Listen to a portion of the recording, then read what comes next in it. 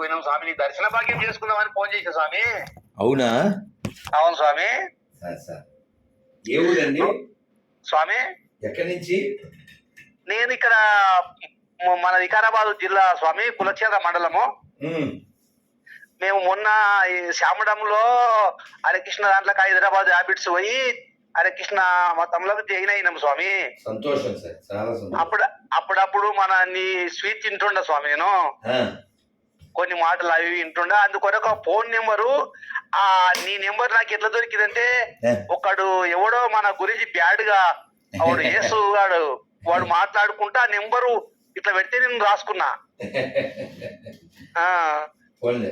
వాడు చెడ్డోడైనా మంచి పని చేశాడు. ఎందుకు స్వామి? వాడు చెడ్డవాడైనా నా గురించి చెడ్డ మాట్లాడినా ఒక మంచి పని చేశాడు కదా.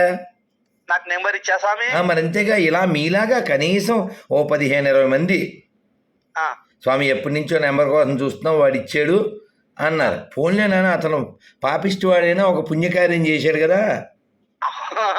మరి అంతేగా, సేనాపతులు మహేష్ చేసిన ఒకే ఒక పుణ్యకార్యం రేపు పొద్దున పరలోకాన్ని తీసుకెళ్తున్నా, అది రాధామనోహన్ నెంబరు, పుణ్యాత్ములకు ఇవ్వడం అంతే. అవును స్వామి. నేను కూడా ఆయనకు ఫోన్ చేసి మాట్లాడినా, మీరు స్వామిని ఇట్లా అనడం తప్పు కాదా, మీరు ఎందుకు అట్లా స్వామి అన్నదాంట్లో ఏముంది, నువ్వు ఎందుకు ఇట్లా అంటున్నావు అని నేను మాట్లాడినా. ఫోన్ చేసి కూడా ఆల్రెడీ ఆయన కూడా ఆయన నెంబర్ కూడా తీసుకొని మాట్లాడినా. ఏమన్నాడు ఆయన? ఈడికి 3-4 రోజులు అవుతుంది స్వామి ఈ మాట. చాలా సంతోషం స్వామి. పాదములకు నమస్కారం. చాలా సంతోషం సార్.